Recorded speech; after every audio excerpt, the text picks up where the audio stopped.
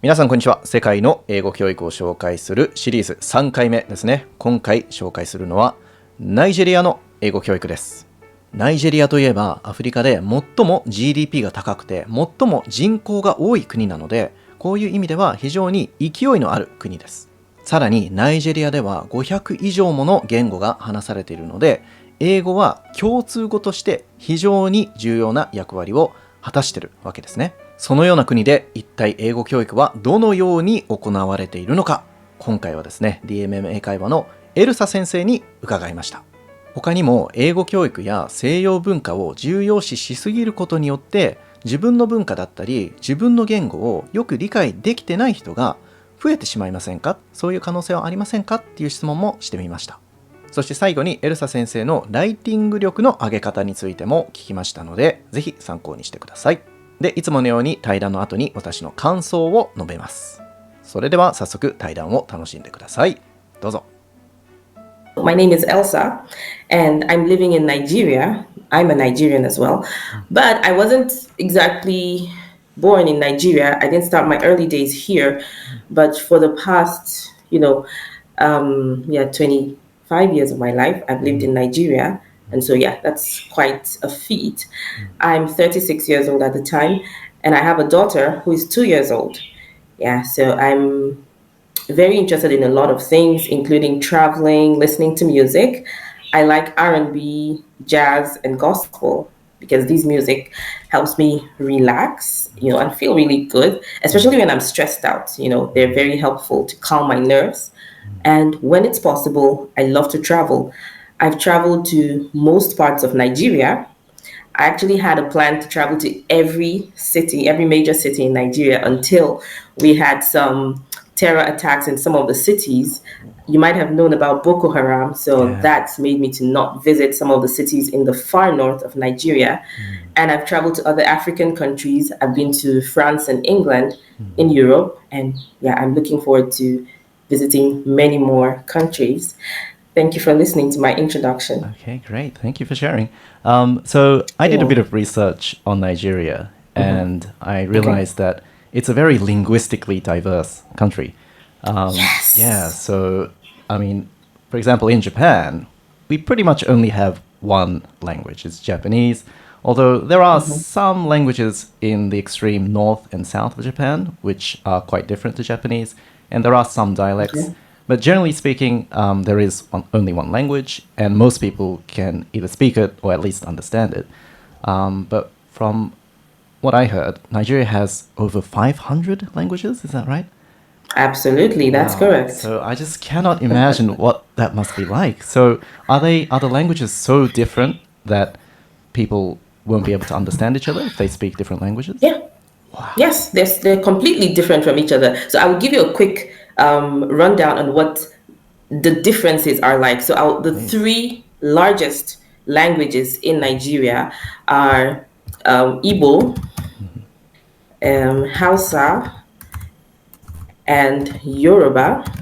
So these are the three major Nigerian languages because they have the highest population right here in Nigeria, of the highest population of speakers. Now I'll give you just good morning. I'll just say good morning in the three languages so that you can even hear how different they are. Please. So in Igbo, good morning is Ibolachi. Ibolachi, okay? Yes, Ibolachi. Ibolachi. In Hausa, good morning is Inakwana. Inakwana, okay? Yeah. And in Yoruba, good morning is Ekaro. Oh, wow, that's very different.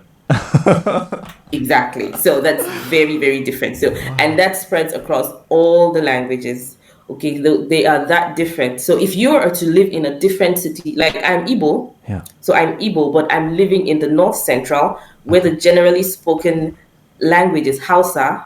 So I'm living in Hausa land, but I'm Igbo. So I had to learn Hausa to be able to move around here, especially for dealing with people who don't have an education. When you have to deal with the locals, you would have to speak their native language, okay? Right.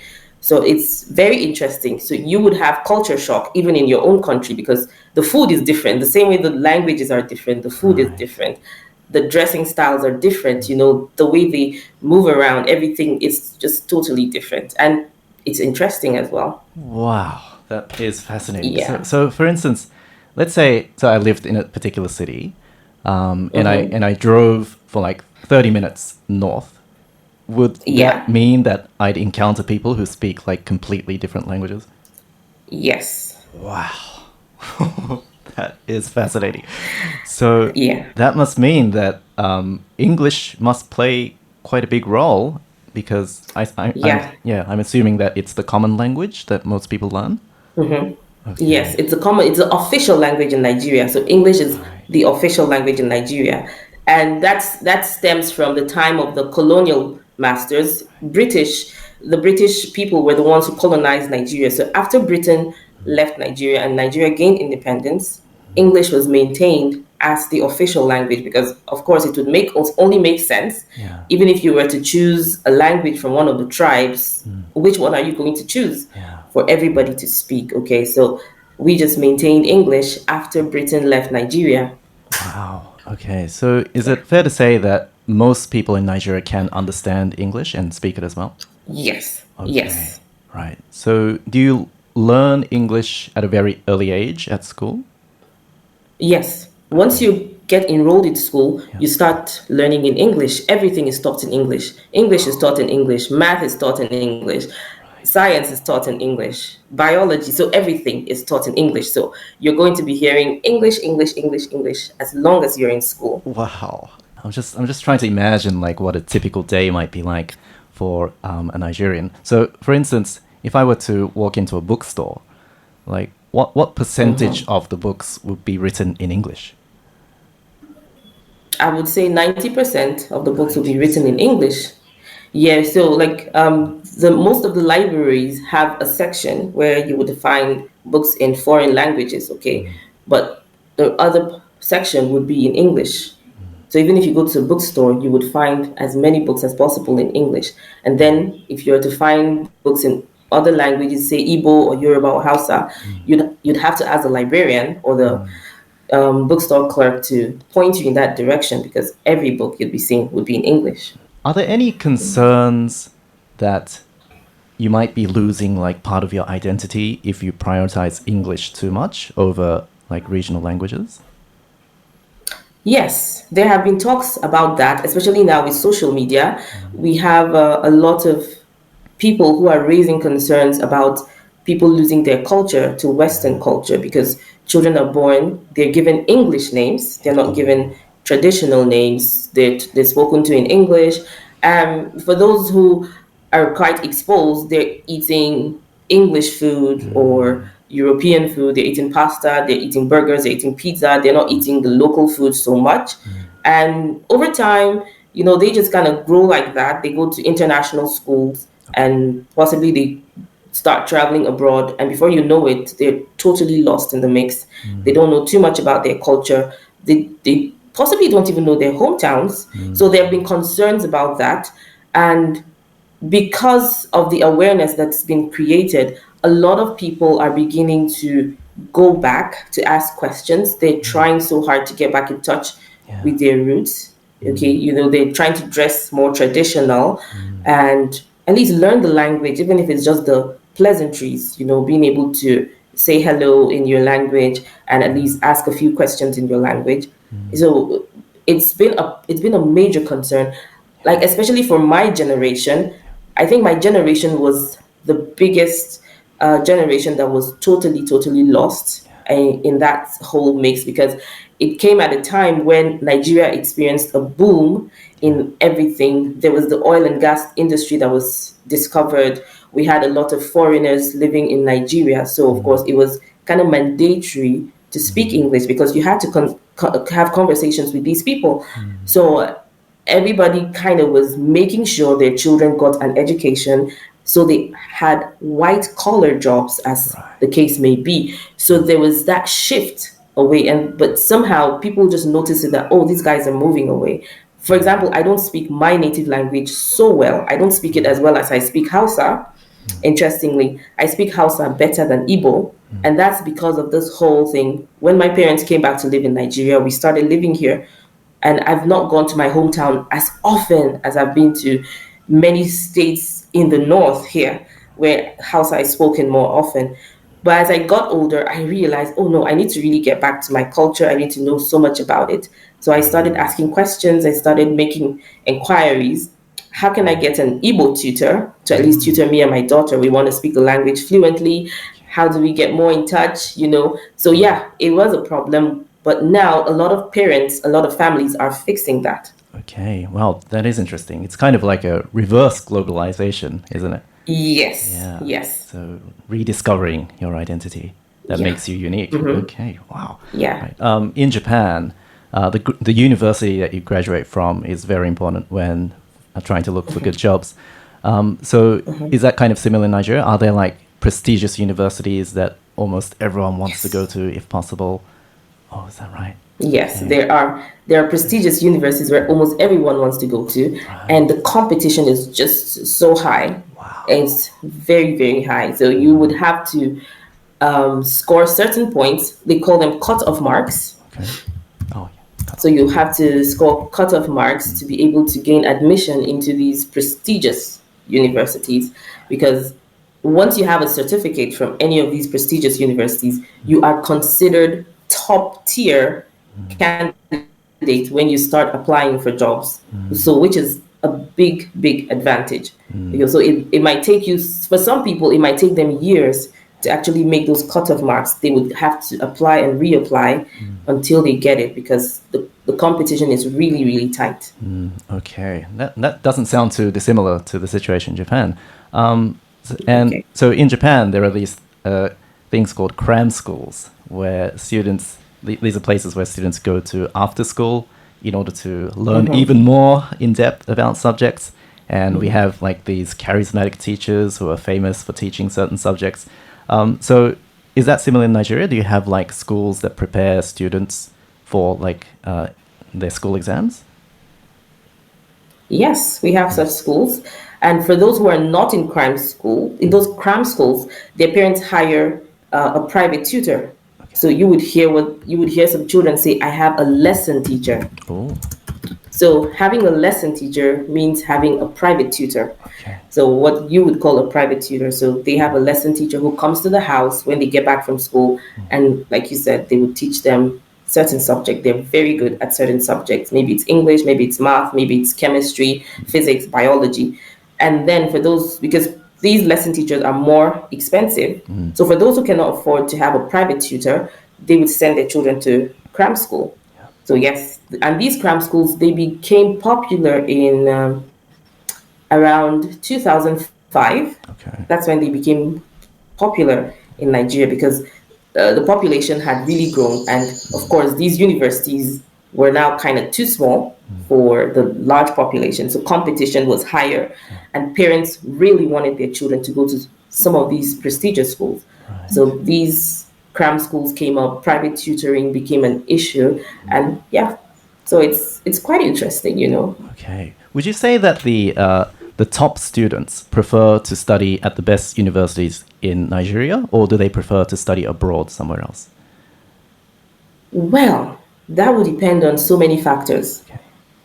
How easy it is for them to get funding to go abroad. Now, if it's easy for them to access funding, scholarships, grants, whatever the case may be, to study abroad, they would prefer to study abroad, because studying abroad also gives them a better chance, both in Nigeria and even in the global job market. Yeah. Okay, so top students would prefer to study abroad, and those who cannot get to study abroad, they would prefer to study in these top tier universities. Okay, and especially for the students who want to study abroad, I think they'd probably have to study for like the IELTS and TOEFL tests. Yes. So is that like a huge market in Nigeria? Because in Japan, for instance, TOEFL is not so big. There's another test called the TOEIC, which is for people who want to improve their business English. But how about IELTS and TOEFL in Nigeria? Are they quite big? Yes, IELTS and TOEFL are the biggest in Nigeria. IELTS and then TOEFL. Okay. That's in that order. So IELTS is bigger than TOEFL, and yes, it's a big market. There are private organizations that give training and classes to students who would like to improve their English. English. So you could pay as much as, I think now, considering, okay, let me use the exchange rate. It's 40,000 naira now, so that should be about $25 for, I think, 4 classes. Yeah, because it's for a month. Right. So 4 days of intense, tutoring in English language. And yes, once you have that certificate, I think it's valid for 18 months. So you can use it to apply for any international school. Yeah, Canada, America, the UK. I'm sure about that, yeah. Okay. So it's a big market right now. Right. Okay. That's good to hear because I kind of specialize in teaching IELTS and TOEFL, so I might good. I might have a chance of getting a job in Nigeria. Okay. Of course you will. Great. And so what I feel is that writing can actually really help you to start speaking clearly, because when you write, you can spend all the time you want, and you can look over your sentences and fix certain words, compare different phrases, see which one gets your message across better. So do you often write in order to improve your English like that? I do. Actually, I have a blog on Facebook and Instagram where I write. All right. All I do is write on that blog. Yes, I hardly post videos because I love to write. And I started writing when I was 12 years old. Okay. So as young as 12 years old, I would write down my thoughts. I could see a beautiful rainbow and I would like, oh, that rainbow is looking different today. And I would write something about it. And over time, I had this English teacher in school who loved me so much. Like she really liked my dedication to English lessons. So she would tell me, write something. So I would write something and I would give it to her and she would score it. Now, this was not part of classes. It was just something she did one-on-one with me. So I would write down a story or I'll write a poem or just write down random thoughts and I'll give it to her. And she would look through it and later she'll call me and she'll go through it with me and tell me, okay, you see the way you wrote this down, that's very confusing. Or next time, try to say it like this. Next time, try to write it like this. She would correct me. And over time, I got to see that I loved writing. I enjoyed writing. So I continued to write. I have so many books on poetry, so many random thoughts that I've just written down. They're just sitting there. I haven't published them. I haven't really done anything about them. But these are just things I've written and kept. And I now started a blog when the internet became a thing. I was like, why don't I start this blog? At least put my writing out there for some people who can see it, who can read it. Yes, and for about 5 years now, I've had that blog on Facebook and Instagram. Okay, and continuing is so important when it comes to improving language. Yeah, so and I feel that there are 2 main things that help you continue something, and the first one is necessity. So if you need it, you will probably continue doing it, and the other one is if you love it, you will continue doing it. Yes, and absolutely, that seems to be the case for you. Wow. Great. Yes. Do you have any final words for my Japanese viewers who want to improve their English? Yes, I do. So I would just tell them, look, don't give up. It's hard. Yes, it's difficult for a non-English speaker. Learning English can be a really daunting task, but you cannot give up. You cannot stop. The more you go at it, the more you improve. Okay, and I would always tell my students, watch more English movies. Watch English movies with Japanese subtitles. That is an interesting way to learn English. It doesn't feel like a task. Like if you're in a lesson room, you know you're in a lesson room, so it can feel too serious. But if you're watching an English movie, it's entertainment. You can even laugh at whatever's going on. So that makes it an interesting ride. You know, and with the internet, you could listen to podcasts. There are many interesting English podcasts out there. That improves listening skills. But the thing is, you cannot stop. You cannot get discouraged. Continue practicing, continue learning. And the more you learn, the more interesting it gets. And you would be happier when you are able to communicate with, say, a foreigner in your country, and they walk up to you and say, do you speak English? And you're able to say, oh, yes, I speak English. Can I help you? You know, you'll feel so good about yourself at that time. Oh, I helped an English speaker today, you know, on the streets of Japan. So just keep going at it. And of course, I'm rooting for you. Oh, thank you so much. Yes, thanks for your words of encouragement. You're welcome. Yep. So hopefully the viewers will be encouraged and they will try to enjoy learning English.